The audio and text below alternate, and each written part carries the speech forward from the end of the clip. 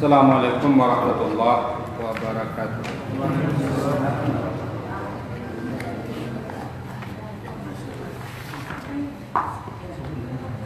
Bismillahirrahmanirrahim. Alhamdulillahirabbil alamin. Wa bihi nasta'in ala umuri dunya waddin. Asyhadu an la ilaha illallah wa asyhadu anna Muhammadan abduhu wa rasuluhu. Allahumma salli ala Muhammad wa ala ali Muhammad. Bapak-bapak dan ibu-ibu, sebelum kita melanjutkan kajian yang biasa, terlebih dulu saya jawab pertanyaan perbedaan antara ghibah dengan humazah. Karena humazah sering juga orang menerjemahkan dengan mengumpat, ghibah juga mengumpat. Nah, untuk memahami sejenak, kita balik ayat. Pertama, surat Al-Hujurat, surat yang ke-49, ayat yang ke-12. Nanti kita bandingkan dengan surat Al-Humazah.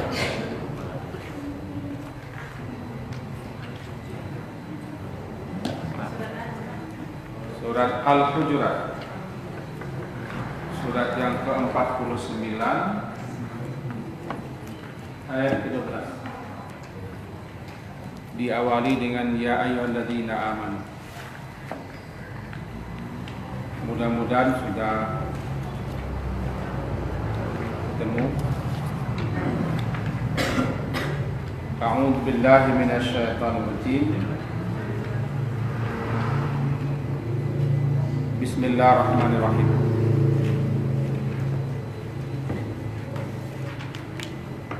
Ya ayyuhalladzina amanu tanibu katsiran minadh dhanni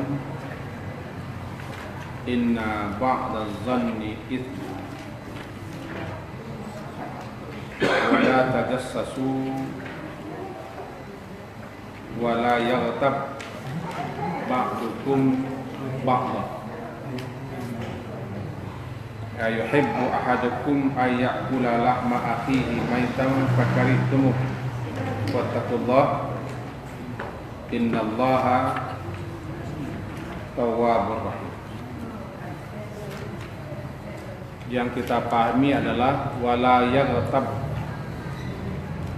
ba'dukum ba'dha, dan janganlah yaghtab, menggunjing, ba'dukum, sebagian kamu akan sebagian yang lain. Yaghtab itu asal katanya ghaba, gaib. Apa yang maksud dengan gaib? Gaib adalah orang yang tidak ada atau tidak hadir di belakang kita, berarti dia gaib. Orang yang hadir sekarang namanya hadir. Misalnya kita ambil contoh, Buya hadir,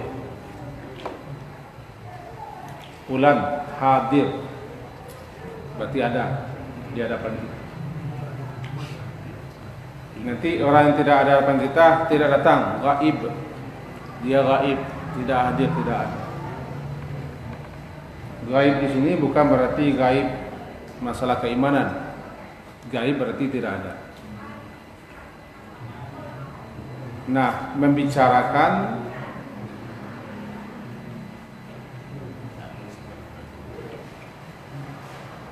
seseorang, hal-hal yang bersangkut berkaitan dengan dirinya ketika dia gaib, yakni ketika dia tidak ada di hadapan kita, disebut dengan ghibah.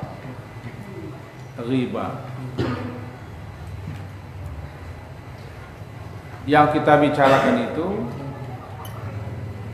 bima yakrah, yang sesuatu yang tidak dia sukai, yang tidak dia senangi, namanya ghibah. Dzikruka akhaka bima yakrah, engkau sebut, engkau bicarakan saudaramu ketika dia tidak ada di hadapanmu, sesuatu yang dia tidak senang, namanya ghibah. Kalau yang kita bicarakan itu sesuatu yang tidak ada pada dirinya atau tidak dia lakukan, namanya bukan ghibah, tapi buhtan. Buhtan berarti menuduh. Tingkat dosanya jauh lebih tinggi. Ghibah. Orang terjemahkan ghibah itu dalam bahasa kita dengan menggunjing. Menggunjing, ya membicarakan, menyebut, menceritakan hal-hal yang berkaitan dengan seseorang ketika dia tidak ada di belakang kita. Kalau mencaci cerca, mencela, menjelek-jelekkan, namanya mengupat. Mengupat di belakang, mencela di depan.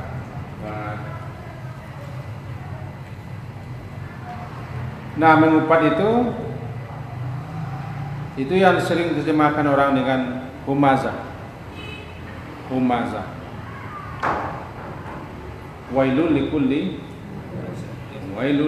humazah. Apa itu humazah? Humazah itu asal katanya adalah ha mim zai, hamzu, ha mim zai, mendorong. Mendorong itu bahasa kaminya manungoan.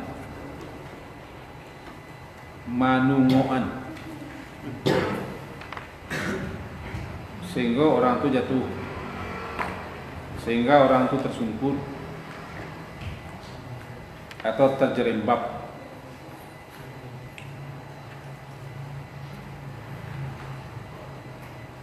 Kenapa namanya mengupat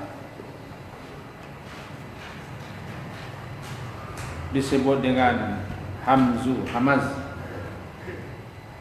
Karena orang yang kita upat itu ketika dia tidak ada, kita upat di belakangnya untuk menjatuhkan kehormatannya, bukan dengan tangan, bukan dengan anggota badan, tapi dengan lidah, dengan mulut, dengan lisan. Ketika kita mengupat orang, mencaci cela, menjelek-jelekkan, menghina, ketika dia tidak hadir, maka ketika itu berarti kita mendorongnya dengan mulut kita sehingga jatuh harga dirinya, jatuh kehormatannya, jatuh kemuliaannya, jatuh martabatnya, dan lain-lain sebagainya. Jadi apa bedanya? Nah, kalau kita bedakan juga, kita tengok nih. Kalau humazah itu diawali dengan wail. Wail. Waw, ya, lam. Orang terjemahkan masa kita celaka. Celaka, kutuk, azab, siksa, binasalah untuk orang ini, menyuwail. Wailun likulli humazah. Celaka, azab dan siksalah, kesengsaralah, kebinasalah bagi setiap humazah, orang yang mengupat. Kata-kata humazah di sini diakhiri dengan ta marbutah. Kalau ta kan dua. Kalau ta bulat marbutah. Marbutah itu diikat, ujung-ujungnya diikat keduanya. Dikabek kedua. Marbutah. Dikabek, ta-nya dikabek. Satu lagi ta-nya tidak diikat. Ini ta marbutah.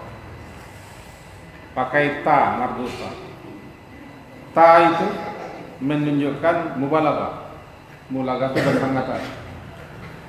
bersangatan, sering, acap kali, bahkan sudah menjadi hobi. Kalau begitu makna humazah adalah orang yang suka,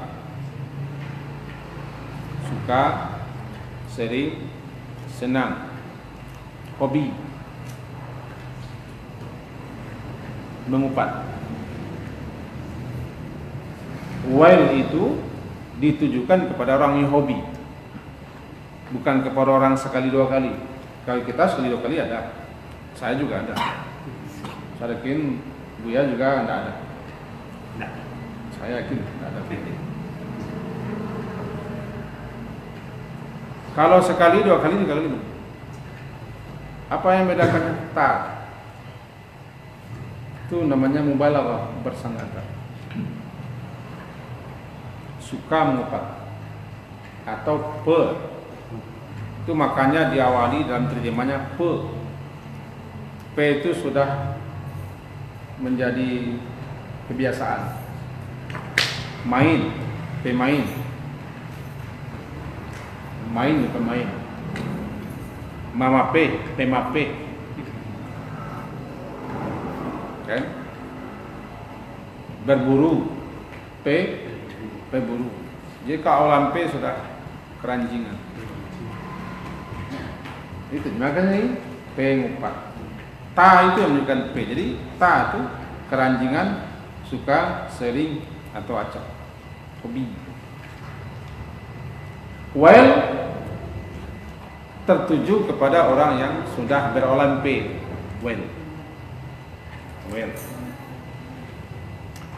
Wail itu sendiri akan doa. Orang yang tidak mau ditagah, tidak mau dikatakan, tangka ada baca wail, cilaku lah, ada wail.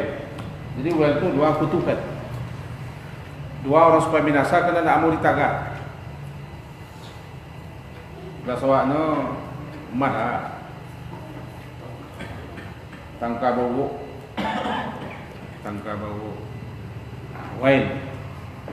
wailun likulli, bagi setiap yang pengupat. Apa bedanya dengan ghibah? Ini kan ghibah. Asal katanya sudah beda. Kalau humazah ya mendorong, mula-mula mendorong dengan tangan. Itu bisikan setan kan disebut dengan hamazah. Wa qul rabbi a'udzubika min hamazatis syayatin. Hamazat, ya. Kenapa bisikan-bisikan setan disebut dengan hamazat? Karena bisikan setan itu mendorong orang untuk mengerjakan kejelekan, keburukan, kejahatan. Mendorongnya orang dengan bisikan. Hamazat.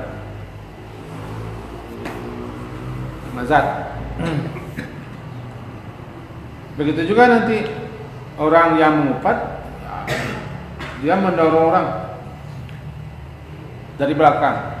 Artinya ketika orang tidak ada di depannya, didorong. Apa bedanya yang ghibah? Apa bedanya yang gunjing? Di satu sisi tidak berbeda, karena humazah termasuk gunjing. Gunjing itu definisinya sudah dibuat oleh Nabi. Tikruka akhaka bima yakra. Engkau sebut, engkau ucapkan, atau engkau bicarakan saudaramu. Artinya saudara itu bukan saudara saya ibu, saudara sesama muslim, dengan sesuatu yang yakrah, dia tidak ingin dibicarakan. Ada sahabat yang bertanya ke Rasulullah, yang kami bicarakan itu, yang kami sebutkan itu Rasulullah, memang itu yang dilakukannya, itu yang diperbuatnya, atau itu yang dikerjakannya. Kata beliau, itu yang ghibah. Kalau tidak dikerjakannya, kalau tidak diperbuatnya, bukan ghibah. Namanya itu buhtan, menuduh.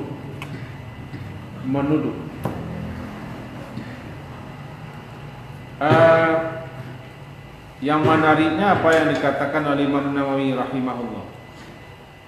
Apa kata Imam Nawawi? Dan itu juga pendapat ulama-ulama lainnya. Ghibah itu sebenarnya bukan hanya lisan, dengan tangan. Ini tangan, lampu, ujung jari, kelingking jarang kelingking. Yang sering fungsi itu ujung telunjuk dan jari. Itu ghibah. Kalau yang kita sare-sare, kita bagi-bagi, kita tulis untuk menyebut hal-hal yang tidak setuju, tidak senang, tidak suka. Ghibah. Nampaknya ghibah di zaman sekarang dengan telunjuk itu lebih sering terjadi dibanding dengan mulut. Bahkan kata beliau, bukan hanya dengan telunjuk, dengan keringat kening, dengan surut mata, dengan anggukan, dengan gerakan. Yang penting kita dengan gerakan, dengan isyarat anggota badan itu, lawan bicara kita mengerti bahwa kita sedang mengisyaratkan kejelekan untuk orang yang kita ghibah. Nah, dia melangkah, lalu kita bilangkan ghibah. Itu bapak ibu lihat muncung saya.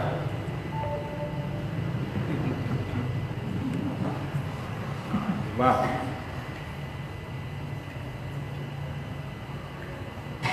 Atau gerakan anggota badan lain, ghibah. Karena jelas tujuan ghibah itu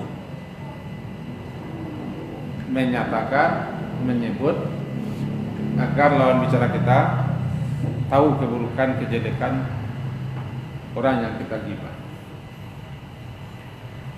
Umazah masuk dalam ghibah. Mengupat kan di belakang. Kenapa orang mengupat? Karena dia tidak berani. Dia tidak berani terang-terang. Tidak lagi mengatakan.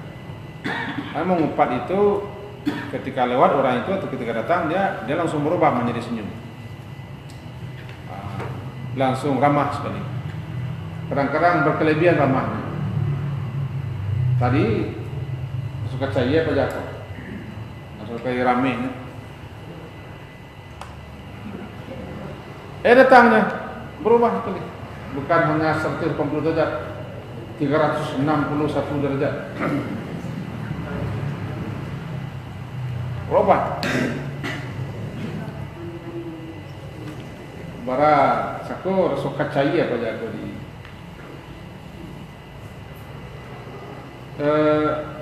Saya baca beberapa penjelasan ulama dan kita tafsir. Kalau kita lanjutkan ayat itu kan begini.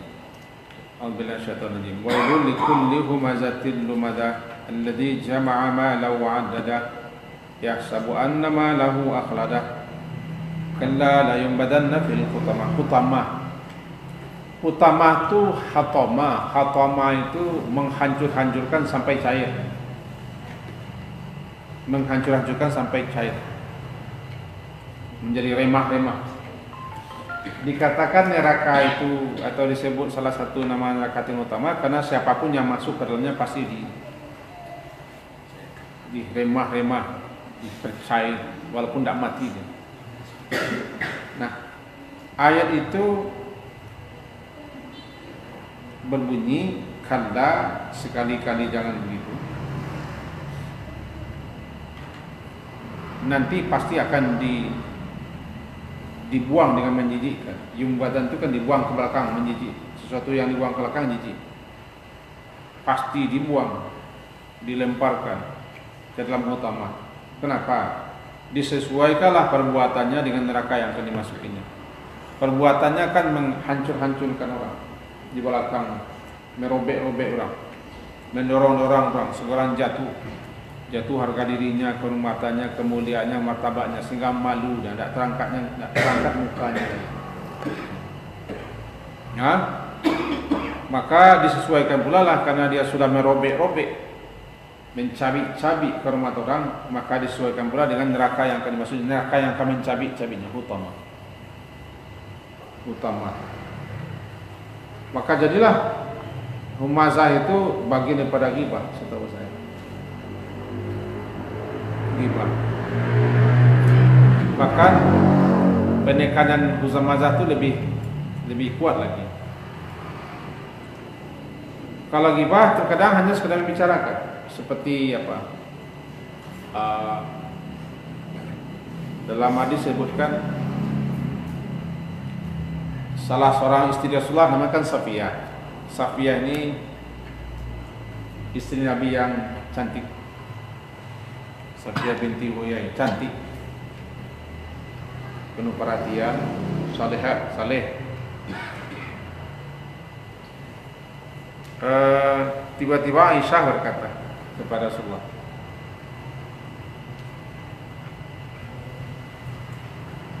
hasbuka min Safiyah. Rasulullah, cukuplah bagi engkau si Safiyah, si pendek, qasirah, pendek. Jadi di madunya ini dicelanya dengan si pendek. Nah, pendek. Di belakang si Safiyah.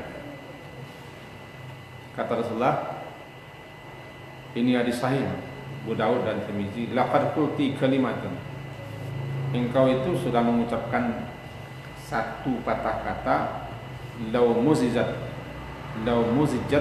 bima'il bahr lamazajat,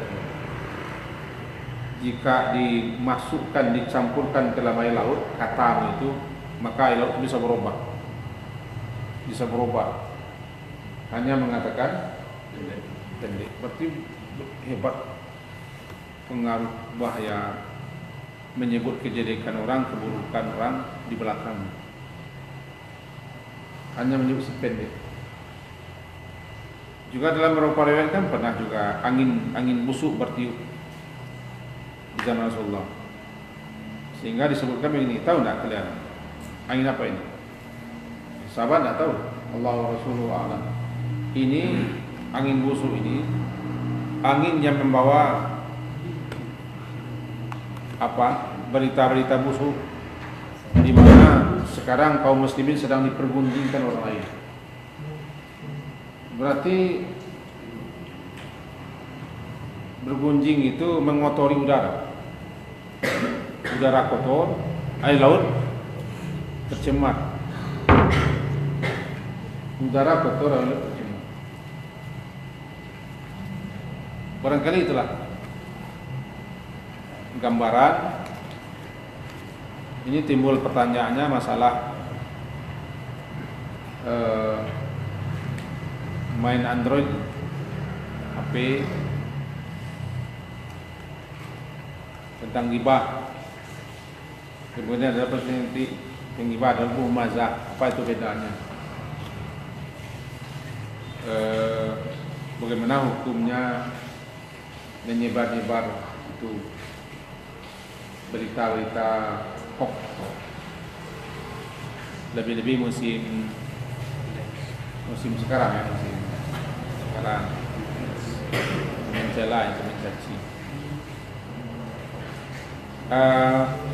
Ada beberapa hal yang barangkali penting kita jelaskan.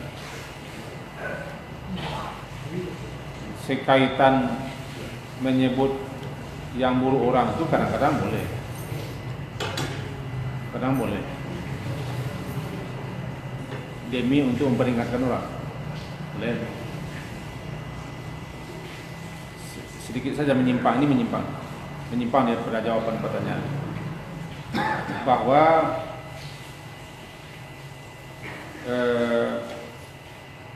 apabila kita ingin memperingatkan orang,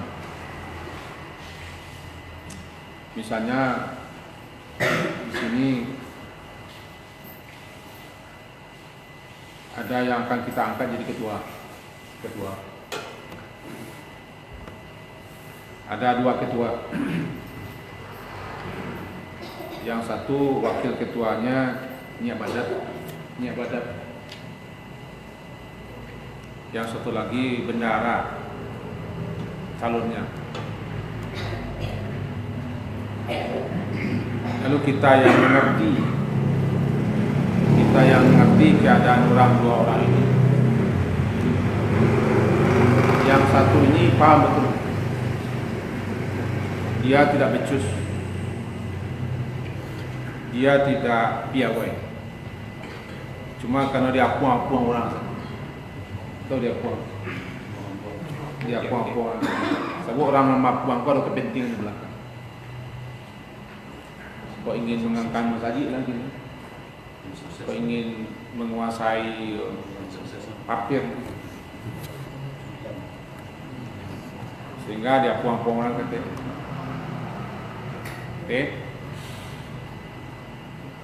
Kalau andaikan Inyo terpilih jadi ketua, sah Cayeng saja. Cayeng dia. Cuman orang banyak main. Terlebih amai-amai. Ngapuan kata. Buat amai-amai itu pernah dibantu juga. Nah, kita orang yang normal,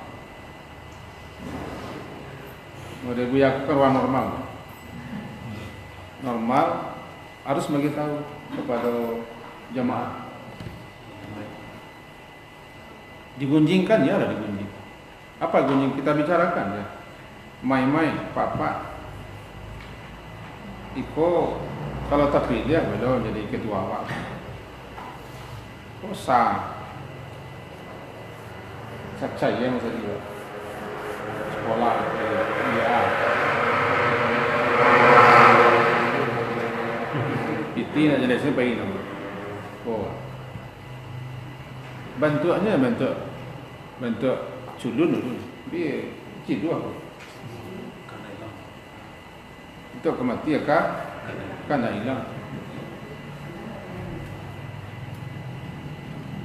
Harus kita peringatkan, mengingat bahaya yang lebih besar. Ketika Nabi juga diminta pendapat oleh seseorang, Rasulullah, ada 2 orang yang sedang melamar saya nih.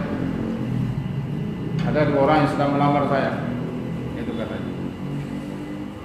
Bagaimana terus Rasulullah? Rasulullah kasih peringatan. Yang ini tidak punya uang.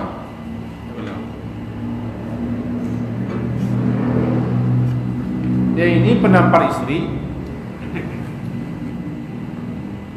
Kan Rasulullah sama gunjing. Kamu gunjing Rasulullah. Nah, menurut saya sianulah. Kalau engkau laki juga sianulah. Definisi gunjing apa? Menyebut sesuatu di belakang orang lain yang dia tidak senang sebutkan. Tapi demi untuk mengasih peringatan, mengasih apa-apa boleh. Tidak masalah. Tujuannya murni untuk itu. Tidak ada tendensi. Tidak ada tendensi apa. Hanya itu tugas kita. Orang normal harus mengasih tahu kepada orang yang tidak normal. Ini dia. Itu boleh menyebut kejelekan orang, keburukan orang demi menyelamatkan sesuatu yang lebih besar bahayanya kalau ada tersebut. Nah, itulah saat di mana kita boleh menggibah. Itulah saatnya kita boleh mencela di belakang orang. Ada 6 tempat. Kita tidak akan menyebutkan tempat. Ini contoh saja. Nah, kembali kita kepada yang tadi bahwa ghibah orang terjemahan bahasa kita gunjing adalah seperti itu.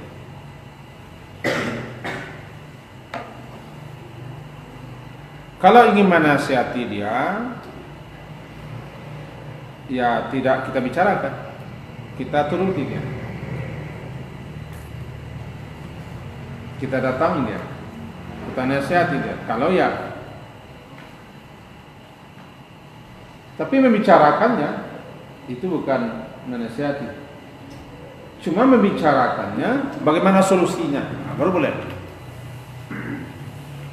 Apa solusinya dakwah? Yang beliau begini ya. Kalau kita pabian begini, apa solusi? Jadi kita bicarakan dalam rapat. Tujuannya mencari solusi. Bukan hanya bicara-bicara saja. Lalu kita sampaikan kepada dia solusi yang terbaik. Imam Nawawi rahimahullah menyebutkan dalam kitab beliau yang terkenal Riyadhus Shalihin, ada 6 tempat yang kita boleh menggibah. 2 sudah kita sebutkan. Kita tidak sebut semua. Kita hanya menjelaskan tentang ghibah itu apa. Ghibah itu sangat berbahaya, sangat-sangat besar dosanya, dan tidak cukup hanya meminta ampun kepada Allah itu saja tanpa kita minta maaf kepada orang. Sementara humazah sudah jelas juga nanti humazah. Apa itu humazah? Mengupat di belakang orang, mengupat untuk menjatuhkan. Jadi kapan saja kita mencela orang di belakangnya, mencelanya di belakangnya, memang tujuan untuk menjatuhkan harga diri kemudian kehormatannya, humazah. Inilah 2 hal yang kita jelaskan dalam pertemuan ini malam ini tentang malfarqun, apa beda bainal ghibah wal humazah, beda antara ghibah dengan humazah. Dan kemudian apabila bedanya antara membicarakan sesuatu yang tidak ada lakukan orang tapi yang jelek-jelek.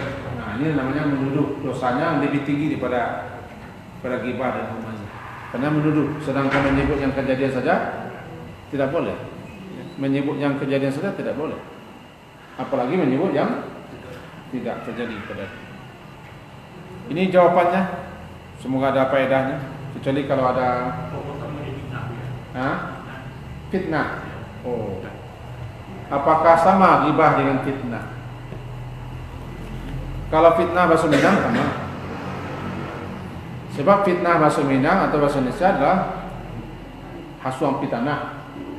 Masuang-asuang, mempitanah, menuduh-nuduhan. Mempitanah apa menuduhan? Masuang, ya menghasut. Kan masuang-asuang. Umumnya kau dulu. Yang kau dari turit. Itu masuang. Suang. Nyo, dah muas sabah-sabah sih. Sahabatku dulu betul. Itu maksud. Kalau mengaji kayu semua mengaji ya, tapi tidak mantu lo kaji, tidak mantu mana lo kaji. Maksud haswang. Kalau fitnah menuduh yang tidak. Maka bahasa itu haswang fitnah. Tapi kalau fitnah dalam istilah Quran tidak gitu, beda lagi. Fitnah dalam bahasa Al-Quran adalah ujian. Fitnah ujian. Untuk menguji keimanan. Fitnah dalam bahasa Al-Quran itu adalah untuk menguji kualitas keimanan. Maka dibagi 2 fitnah. Ada berupa syar, ada berupa khair. Ada yang syar, ada hal yang tidak disenangi. Maka ketika itu orang sedang difitnah. Ada hal yang sedang mengembirakan, maka ketika itu juga fitnah. Orang mukmin tidak akan pernah lepas dari fitnah.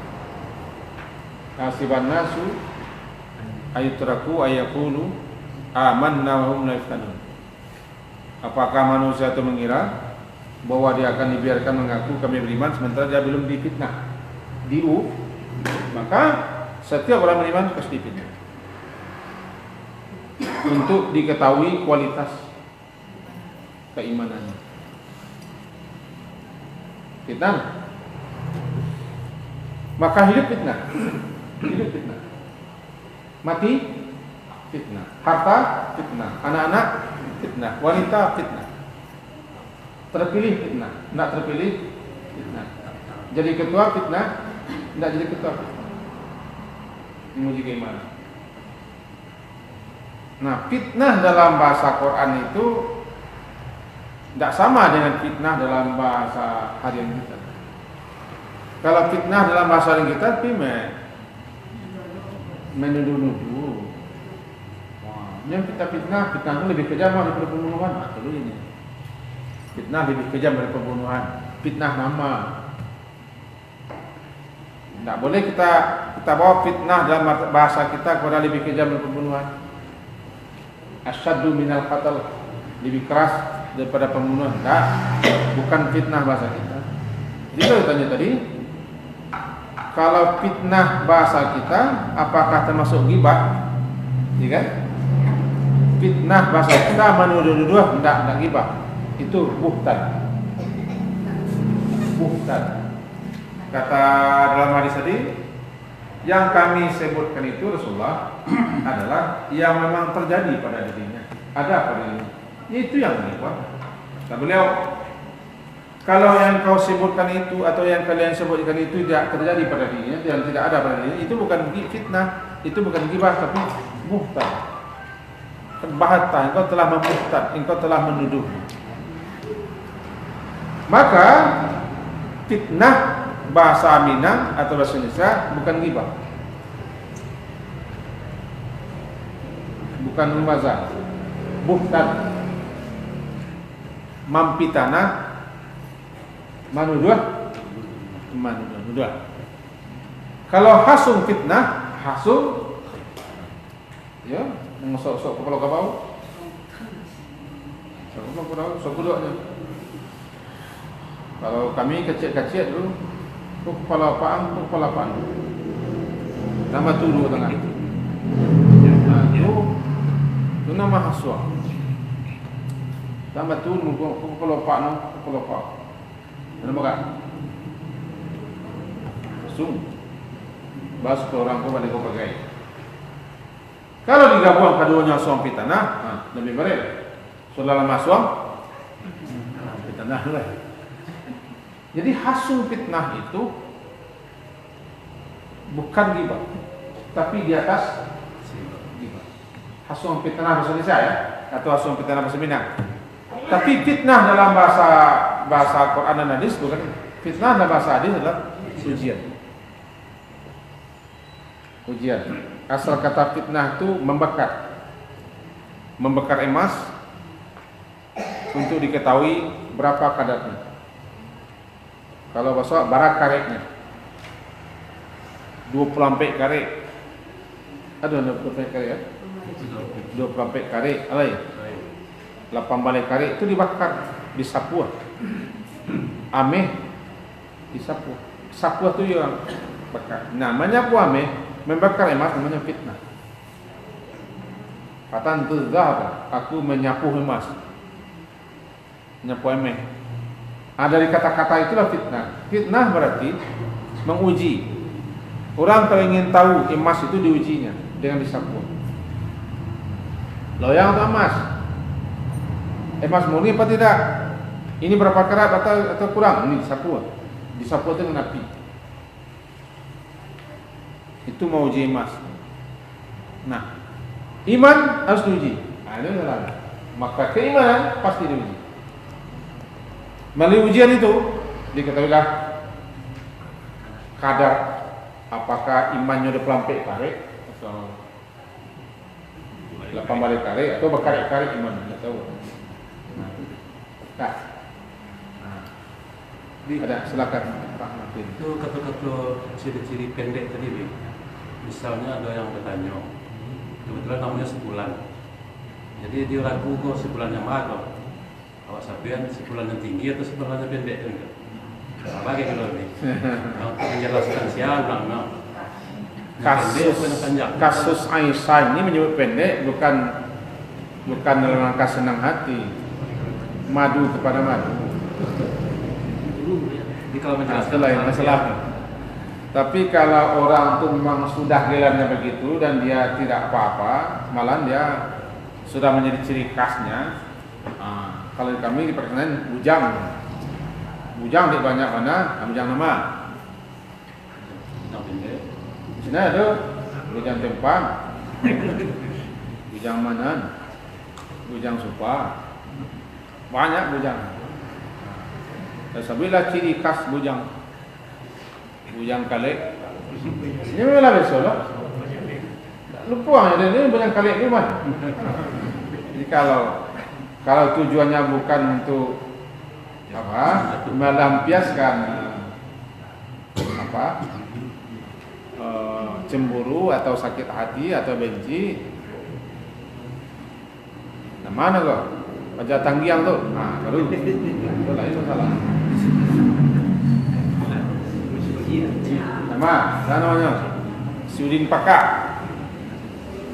Kalau memang sudah biasa, dia enjoy dong dengan Sudin Pakak, masalah. Sudin Pakak, masalah. Kira begitu. Lah, gelar ya. Silakan. Awak bersengaja kawan-kawan waktu kita agak jam. Kita macam itu masalah pengalaman waktu kita macam tu macam apa betul tiba.